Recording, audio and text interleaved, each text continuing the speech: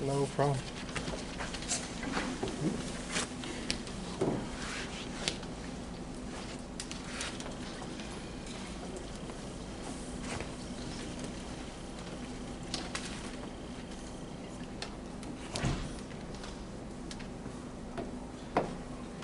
Yeah. Yeah. I don't know. Are you still a student? I'm just a grad student. Okay. We're supposed to say if y'all want to. Okay. This is like y'all's assignment. Yeah. But like, I don't really expect like what I'm used to. I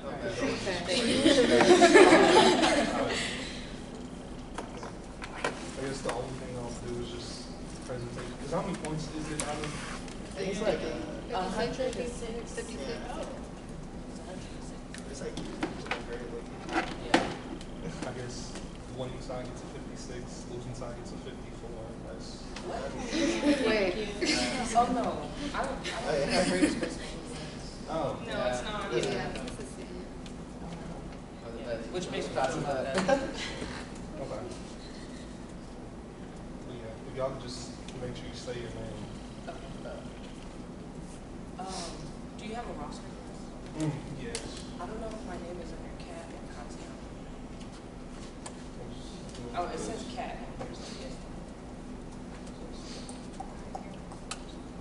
Oh, yeah.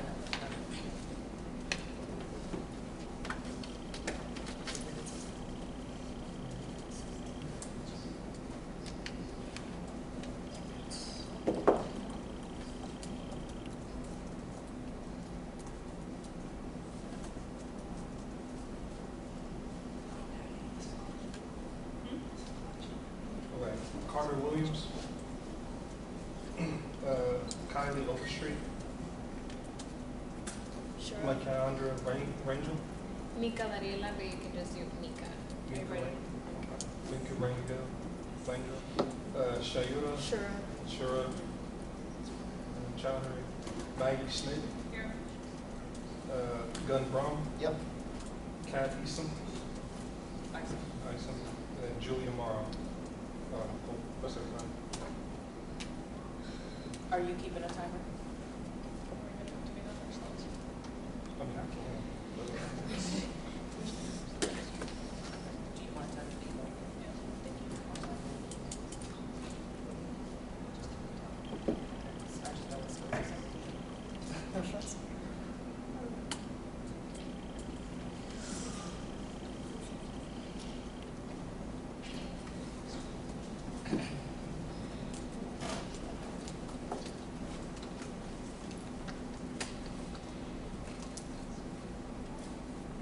Ready? Yep. Yep.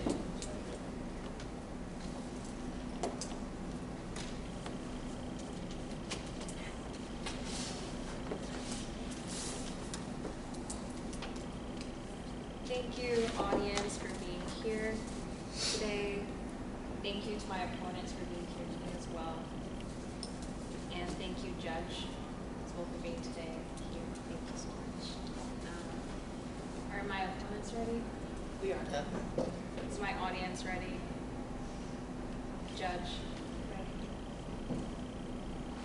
Hello, I'm Mika Rangel, and today I'll be affirming the resolution the U.S. federal government should pass the assault weapons ban of 2023, Senate 25. Today, the pro team will prove that the assault weapons ban of 2023 will decrease the amount of lives taken by mass shootings of gun violence. According to the assault weapons ban of 2023, it states that the legislation bans the sale, transfer, manufacturing, and importation of all semi-automatic rifles that can accept a detachable magazine and have at least one military feature, that can accept a detachable, pistol grip, forward grip, folding, telescoping, or detachable stock, grenade launcher or rocket launcher, a barrel shroud, or threaded barrel, and we may wonder what is an assault weapon. Drawing from the federal and state law definitions, the term assault weapon refers primarily to the semi-automatic rifles, pistols, and shotguns that are able to accept detachable magazines and possess one or more other features. According to the Everytown Research Fact Sheet, titled Assault Weapons and High-Capacity Magazines, as last updated March 10th of 2023, although the gun lobby has argued that these weapons are only used in a small percentage of firearm-related violent crime, a 2018 study estimated that guns equipped with high-capacity magazines, which include assault weapons and other semi-automatic firearms, account for 22 to 36% of crime and guns in most places, with some estimates upward of 40% for cases involving serious violence, including homicides of law enforcement officers. And the problem may be getting worse. Research suggests that the prevalence of high-capacity magazines and guns used in crime has grown substantially since the 2004 expiration of the federal prohibition on assault weapons and high-capacity magazines. Assault weapons and high-capacity magazines help fuel gun violence in the United States. Research and evidence from mass shooting incidents in which 4 or more people are killed clearly show that assault weapons and high-capacity magazines are the weapon of choice for public mass shooters. Prohibiting access to assault weapons and limiting the capacity of ammunition magazines can reduce the number of people killed and wounded by shooters intent on inflicting mass casualties. In the absence of federal law, state lawmakers can take action to save lives by passing laws to prohibit these dangerous weapons. At least one study of mass shooting incidents between 1981 and 2017 found that assault weapons accounted for 86% of the 501 fatalities reported in 44 mass shooting incidents. A more recent analysis of Everytown Mass Shootings in America database from 2009 through 2022 similarly reveals that there were at least 63 mass shootings involving firearm equipped with a high-capacity magazine and assault weapon, or both, resulting in 582 people killed and 885 people wounded. Between 2015 and 2022, mass shootings with 4 or more people killed where an assault weapon was used accounted for a third of all mass shooting deaths and more than 80% of all injuries. Shootings where assault weapons were used resulted in over 5 times as many people shot, more than twice as many people killed, and 20 times as many people wounded per incident on average. Incidents involving a firearm equipped with a high-capacity magazine resulted in more than 4 times as many people shot, twice as many fatalities, and 14 times as many injuries per incident on average, compared to those that did not involve a use of a high-capacity magazine.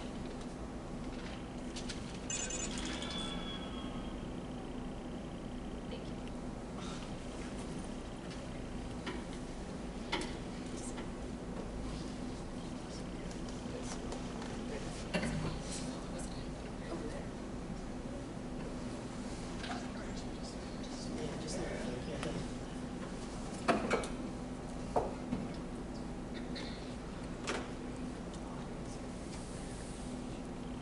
Good afternoon. My name is Katiana, and we are Machine Gun & Co. Today, we are prepared to negate the resolution the U.S. federal government should pass the assault weapons ban of 2023. Our right to bear arms in this country, granted to us through the Second Amendment, is a right we cannot afford to lose, especially at the proposed bill that will prove to be little to ineffective towards gun violence. The basis for our debate is constitutionality, more specifically the Second Amendment, or a well-regulated militia being necessary to a free state the right of the people to keep and bear arms shall not be infringed.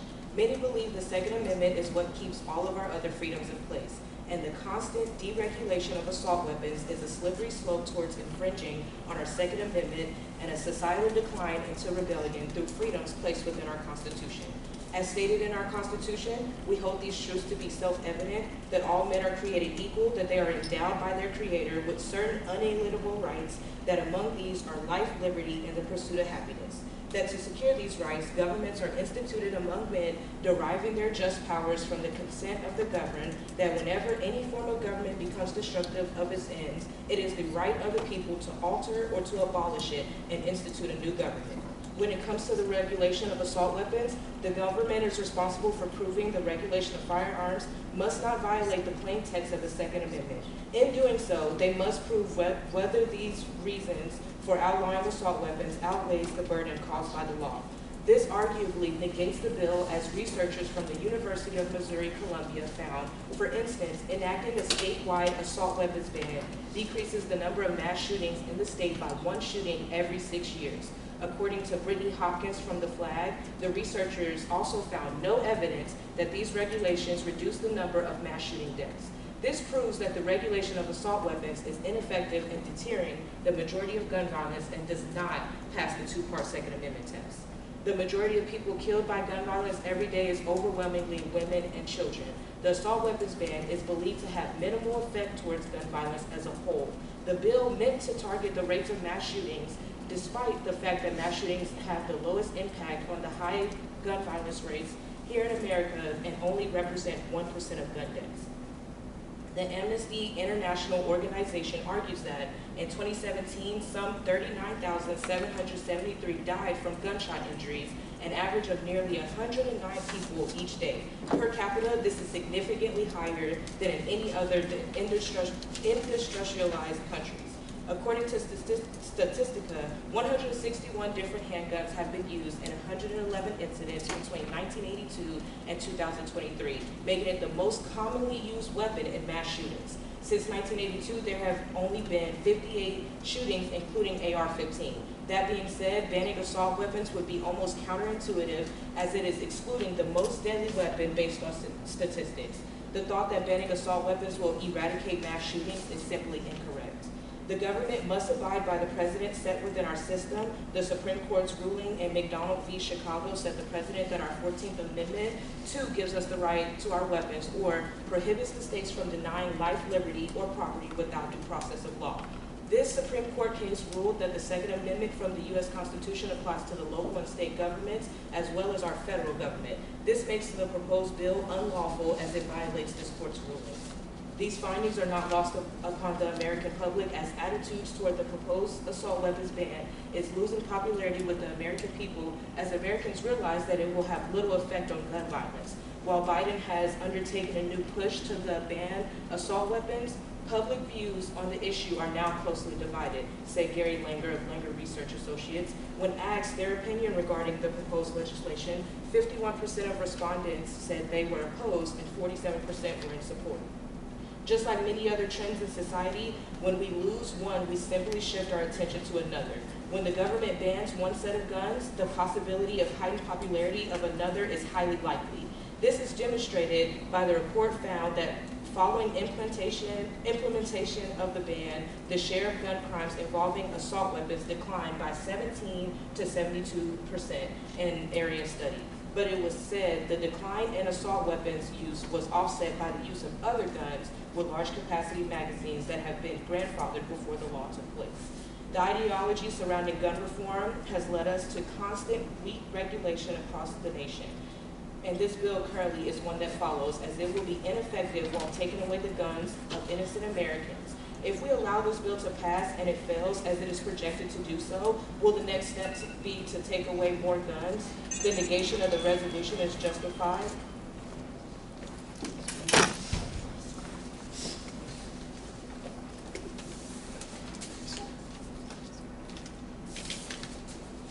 Don't be distracted by the eagle.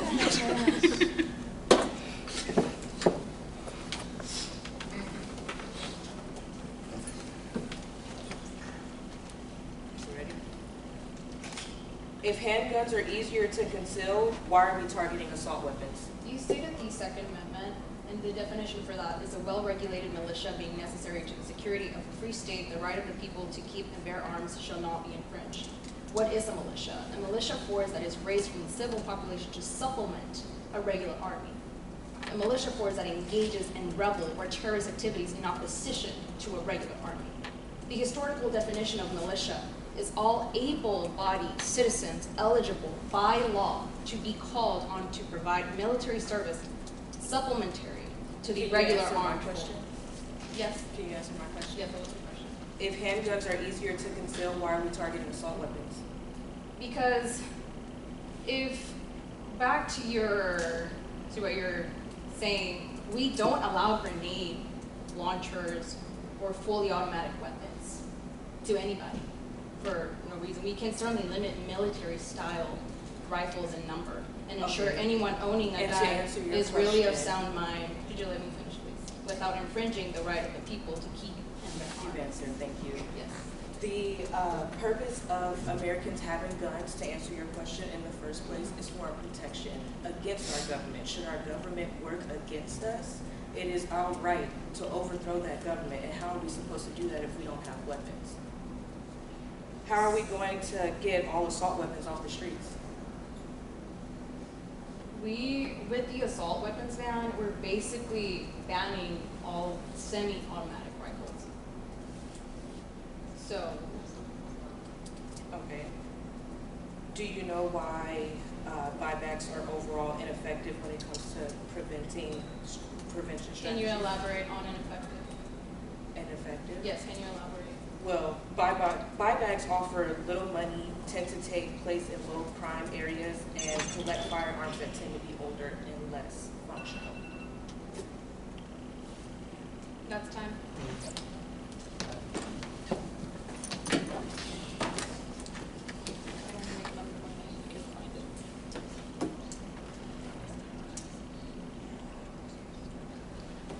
So thank you to the audience for being here today. Thank you, Judge. Thank you, opponents.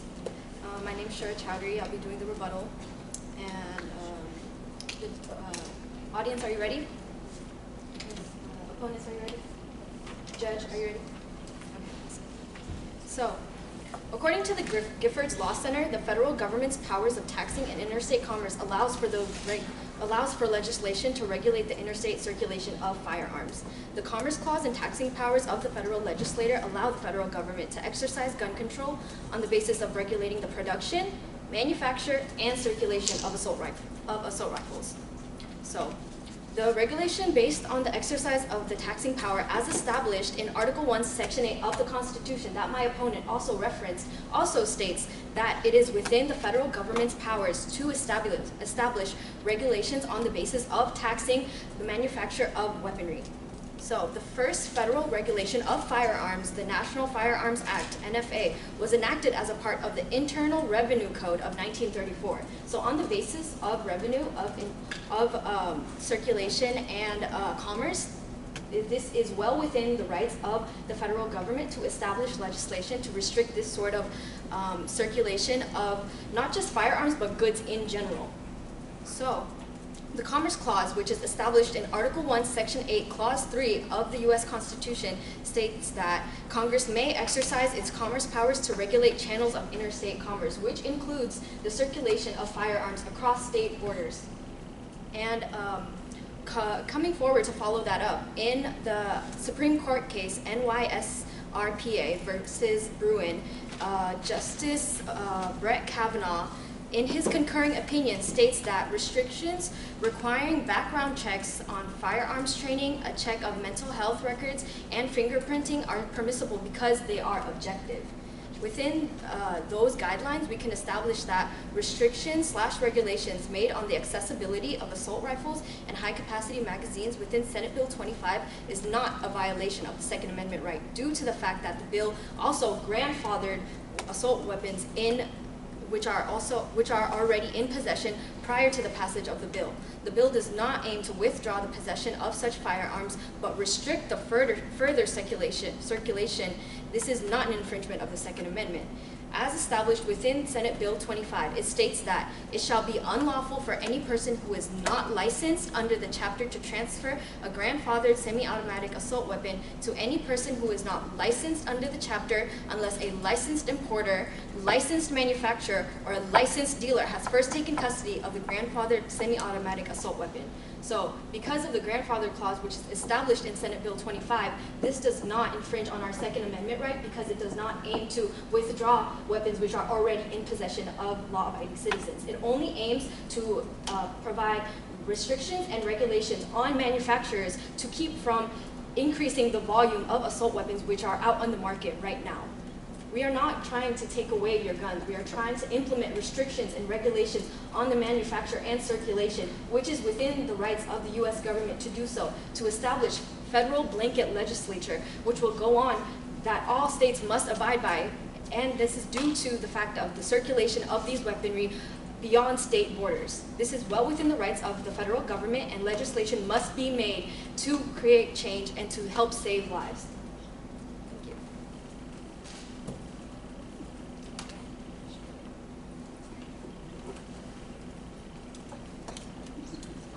Can we take a quick time?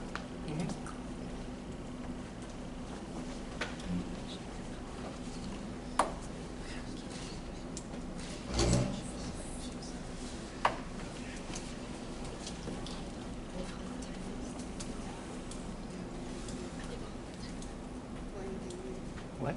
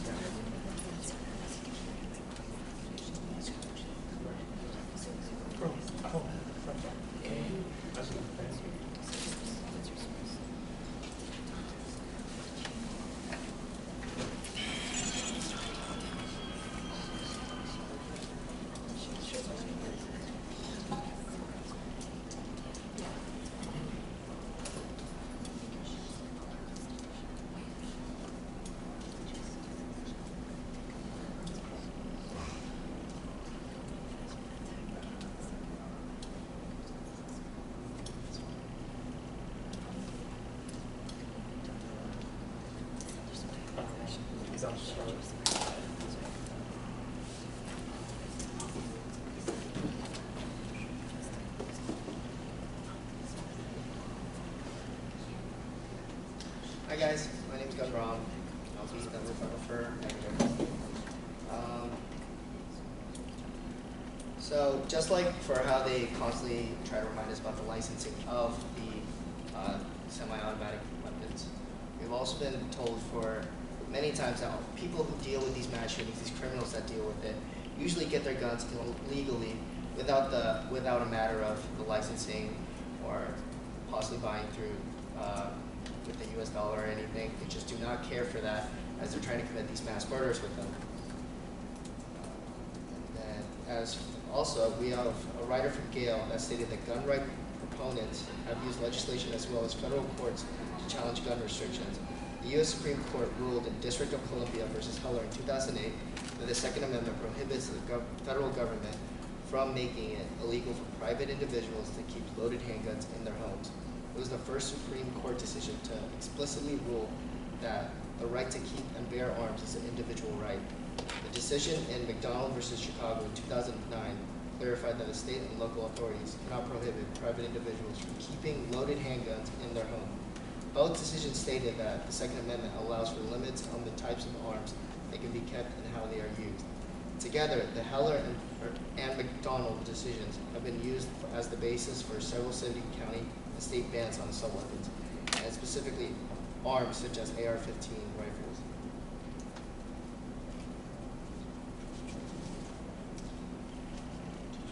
And for the Bruin case, the constitutionality of gun laws will be based on whether the plain text of the Second Amendment protects the activities the laws are regulating.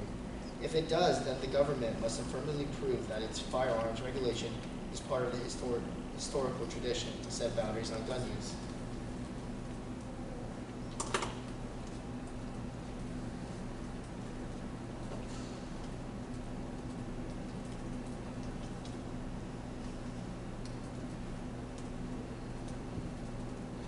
Also, with the gun availability, as the number of guns in the population increases, so too do violent crime rates. As the number of gun-toting people increases, so does the seriousness of violent crime. Because a fight between gun-toting people can easily turn into murder, tighter gun control laws would reduce murder rates, as said in criminologist Larry J. Siegel. And also in the National Institute of Justice, nearly half of individuals who engage in mass shootings, 48% leak their plans in advance to others, including family members, friends, and colleagues, as well as strangers and law enforcement or officers. The fact that the leakage is a common occurrence with mass shootings provides an opportunity for intervention. That's it.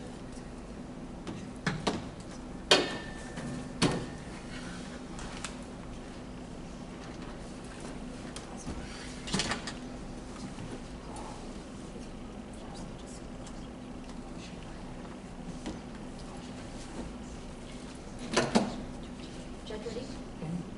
Okay, so you stated that gun-toting individuals increased shootings, right? So you agree with our statement that there should be more regulations made on the accessibility to firearms, right?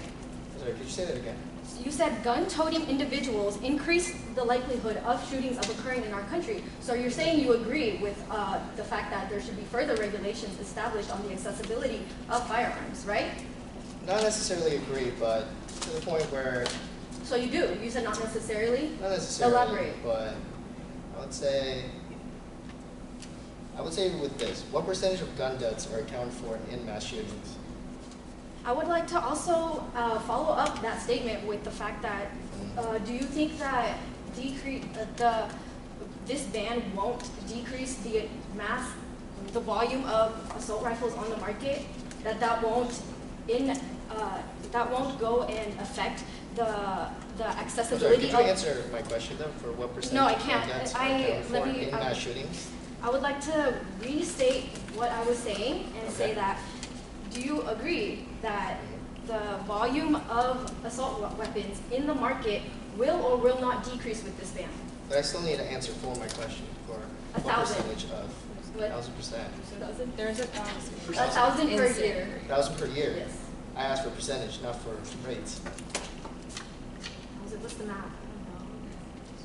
So there's about 1,000 mass shootings per year. That'll Okay. give you a rough estimate of how this is a reoccurring issue, and the fact that these weapons, whether they are obtained legally or illegally, it is as a result of the mass production of these weapons, and that there are no regulations on the manufacture of them.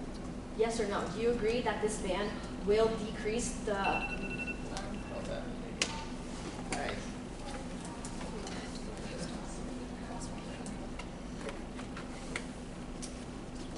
Preparations? Preparation? Okay. Yeah. Okay.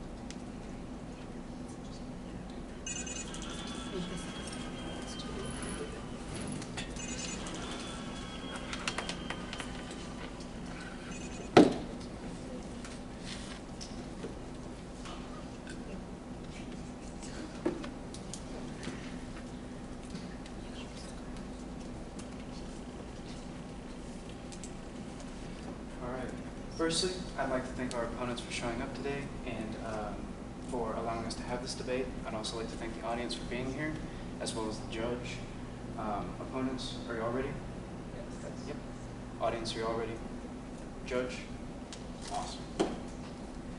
When looking back on all that has been discussed, it's important to remember what a mass shooting really is. The FBI defines a mass shooting as any incident in which at least 4 people are murdered with a gun.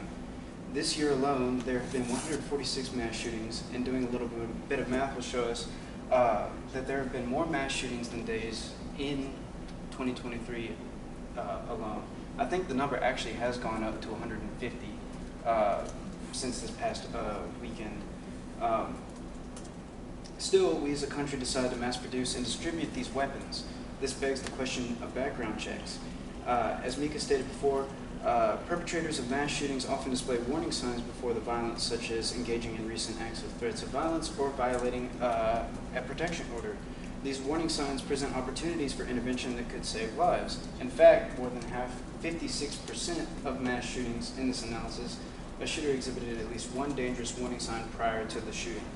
Combined, shooters demonstrating dangerous warning signs took 596 lives and wounded 260 more, equating to more than half of mass shooting deaths and a third of all injuries in the United States.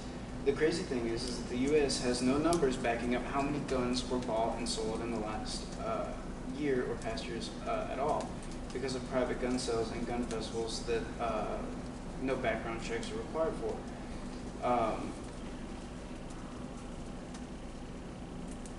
Scary, right? It's even depicted in movies or alluding to talking about different shootings like the Columbine shooting, the boys getting their weapons from an unlicensed seller. The thing is that's what actually happened. According to the Violence Policy Center, Robin Anderson, a friend of Klebold and Harris, bought the shotguns and Hi-Point 9mm carbine at the Tanner Gun Show in December of 1998 from unlicensed sellers. Because Anderson purchased the guns for someone else, the transaction constituted an illegal straw purchase. Klebold and Harris bought the Tech DC-9 from a pizza shop employee named Mark Maines, and knew they were too young to purchase the assault pistol, but nevertheless sold it to him for $500. So it's very important to see that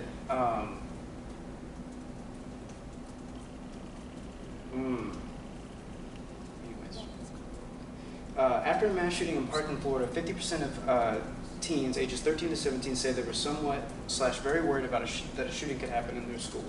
This is even more alarming when looking at the amount of deaths per year of children and teens affected by mass shootings. According to the gunviolencearchive.org, in 2016 alone, 665 kids, newborn to 11 years old, were injured or killed in deadly acts of gun violence, along with 3,154 teens ages 13 to 17 that were injured or killed. This is just in 2016, when the numbers continuously rising by about 100 per year. The numbers only seem to go up since 2016. The Washington Post also stated that there have been 377 school shootings since the Columbine shooting in 1999. We live in a world that is built upon a foundation of new life brought into this world. It's something that we have been doing for thousands of years now, and shoot, it's the reason that most of us are sitting in this room right now. While some of us might be parents, some not, it's important to know the changes we set in motion for the future of our country is not just for us, but for the generations below us, looking up to us to make good changes for our world, to make it safer and allow for life to thrive instead of dwindle. Thank you.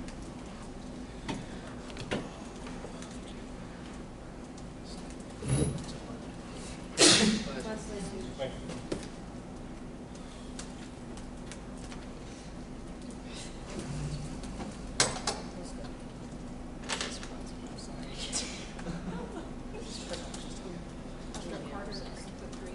My name is Julia Morrow, and I'm going to be doing the summary speech for the narrative.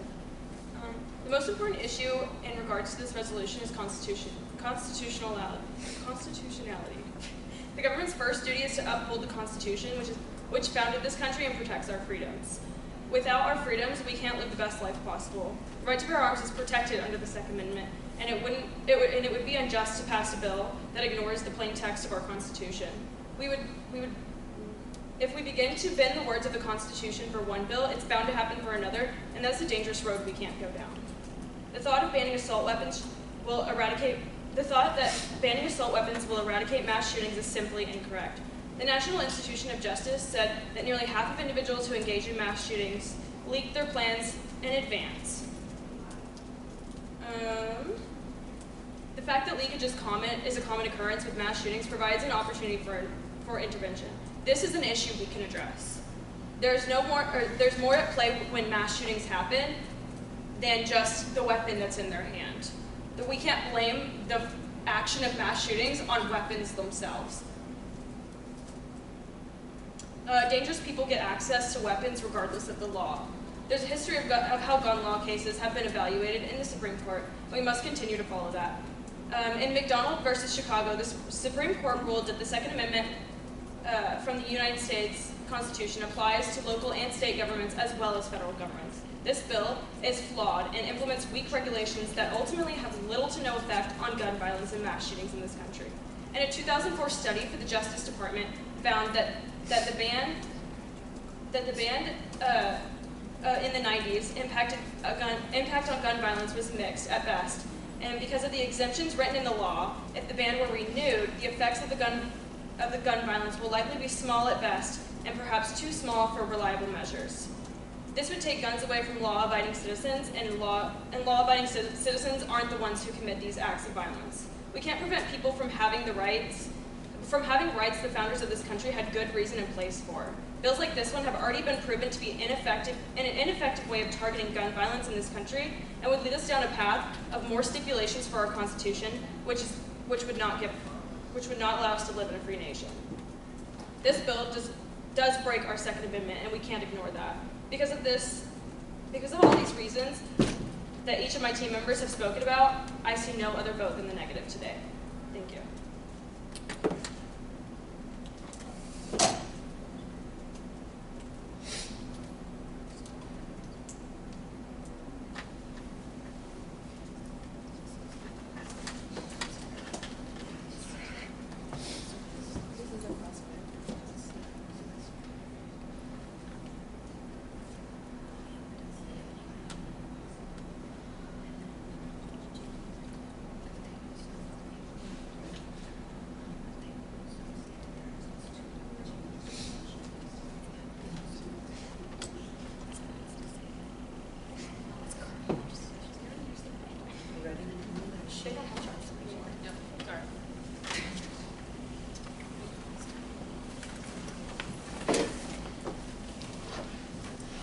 In regards to the bill and the assault weapons ban in the 90s, that bill failed and was not renewed because it was not shown to be proven to be effective enough in this situation.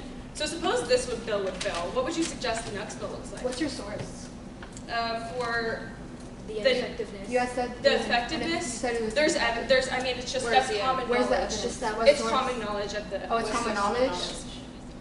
Yes, it is. I mean, It's common if knowledge you look because if you look up the bill, it's not in effect anymore. And there's a clause in that bill. Actually, according to statistics.org, it's The bill is not in The effect, bill so in the your 90s argument is not in effect How? anymore. What is your evidence to It's support not in that effect statement? anymore. It doesn't work in our country anymore. We Research- don't have an assault ban right now, so Research it's not. shows But that what- this but what was the regulation effect reduces the in likelihood of mass shooting fatalities by 70%. This Right. federal law has not been renewed since 2004. It wasn't Several renewed because major it wasn't cities effective enough. that share of recovered crime guns that were assault weapons declined by at least 32%. Exactly After how the is this federal bill ban supposed According to to the- decrease the rates of gun Cities violence? like And I Miami, emphasize St. gun Louis, violence, and not mass shootings, gun violence as a whole. How is this bill supposed to decrease the rates of gun violence? we already answered that. What else? Okay, answer it again, What else please. can change it?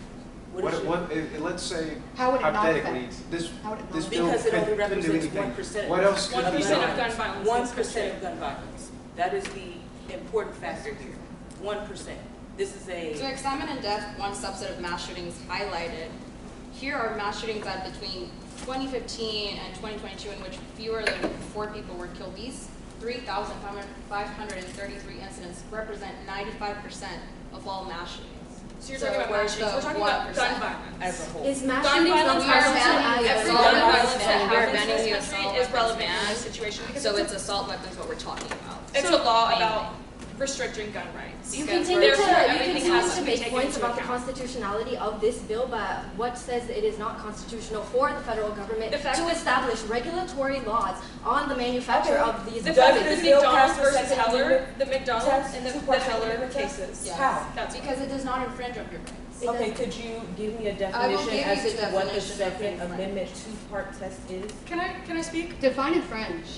No. Can I Define speak? infringe. Yeah. Can I Right. speak? So Yeah, go ahead and the define New York infringe. Rifle and Pistol Association v. Bruin ruled that the government must affirmatively prove that its firearm regulation is part of the historical tradition. Can this bill prove Within that that same Supreme Court regulation? case, within that same Supreme Court case that But can Justice it Brett prove it's- Kavanaugh- can it prove- Justice can it Brett prove it's not Kavanaugh's- constitutional? Justice Brett Kavanaugh's concurring opinion established that Concurring opinion. yes, his opinion establishes that these sort of regulations are objective, which allows for the government to establish these sort of regulations But we're on talking the about circulation how of the bill assault actually rifles, got, or yes. how the court case was actually ruled. We're not talking about concurring opinions. We're talking about how the court case was ruled. That's not. Perfect, thank you.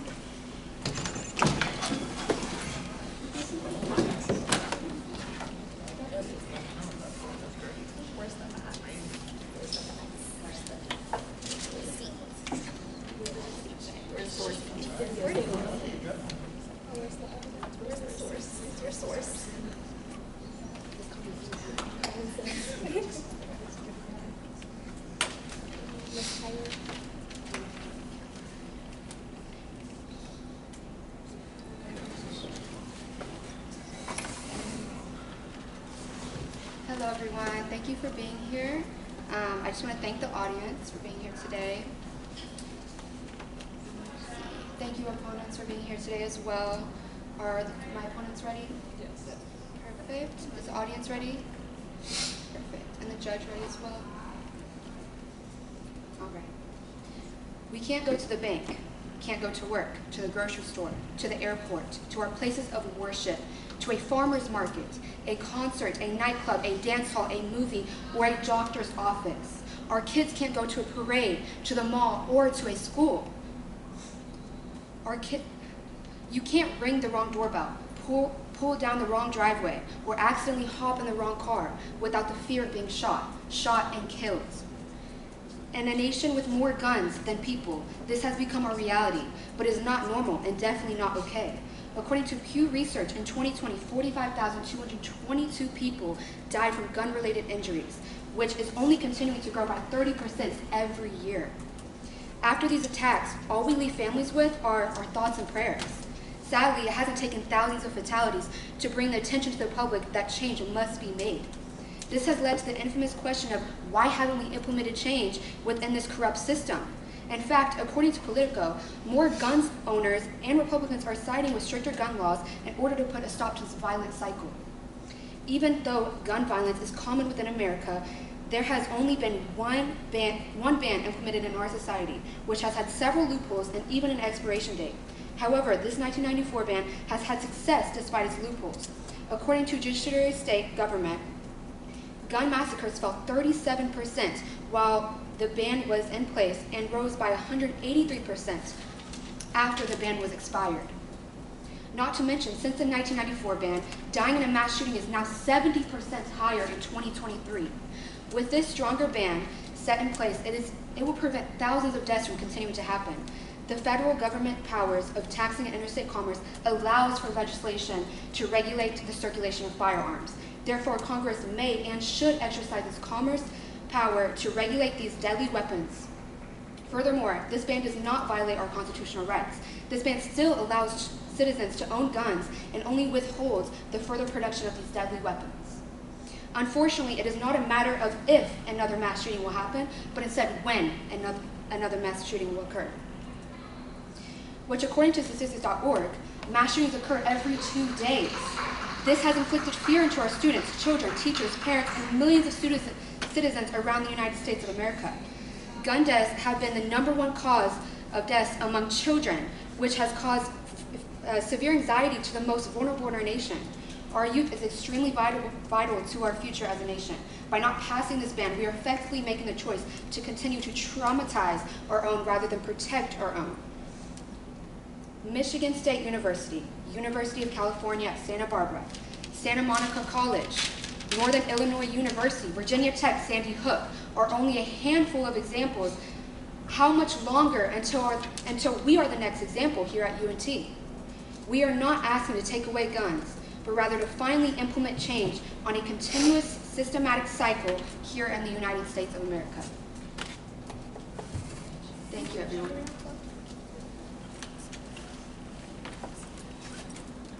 Can we take 1 minute?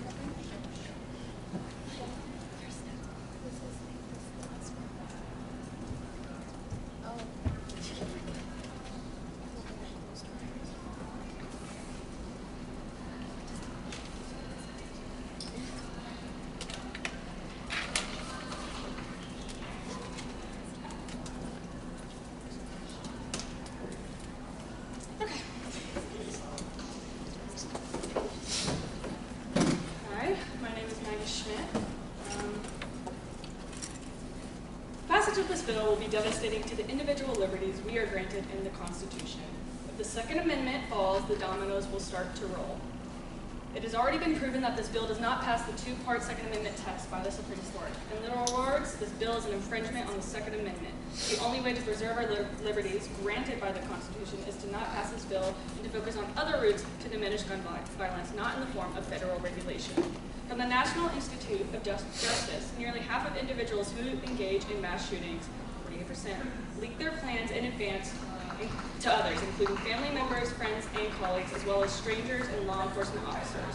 The fact that leakage is a common occurrence with mass shootings provides an opportunity for intervention. There are multiple different solutions that can be made without infringing on our own personal liberties. The inference that all gun owners commit violence or will commit violence is simply wrong. The bill is simply a band-aid for the government to say that they did something, but has no real standing towards gun violence. According to Amnesty.org, public mass shootings account for less than 1% of gun deaths in the USA.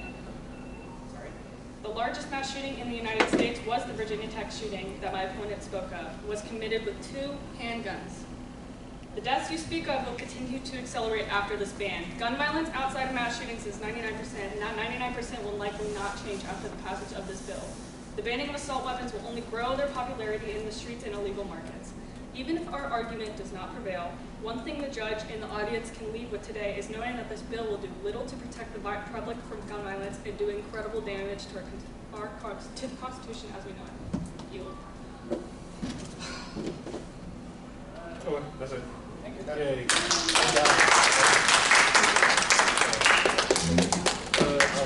What's your name? What's both of y'all? Kylie and Carter. Spell it. K-I-L-E-Y. Okay. And then Carter. C-A-R-T-E-R. There's nothing else after this, right? I don't think so. Is that Everybody go to Starbucks or something. Come on. I will figure that out later. Sounds good. Are we going to get that Thank you. canvas?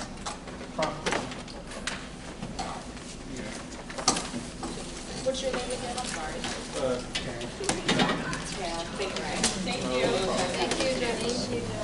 If anyone wants to ask any questions, my hands are very sweaty. Thank you guys. Thank you all. Great job. That'll be great. My hands are very sweaty. I was thinking. I'm sorry, I caught my Don't worry. Oh, you definitely be me. I'm not going to count. You definitely be me. Thank you, job, man. Yeah, good job, guys. Thank you. Have a great day. Thank you.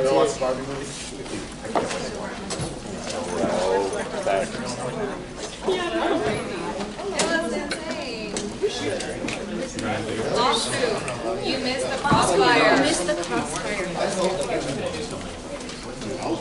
I was someone who should have been there. Yeah, I know.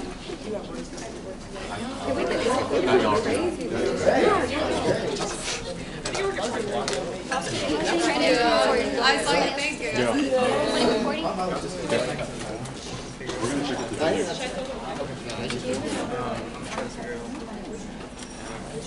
You want to do this? Carter, who's your friend? Yeah. Aww, that's so hard. And why don't you cry after? They want to come. We're going to Fry's. Oh, really? Thanks for showing up, Dad. Thank you so much for coming. Hey, get part of the details. Right now, or? I don't think so. No, I'm just gonna stay and watch my other friend Yeah. and her debate. Wait, Sheriff.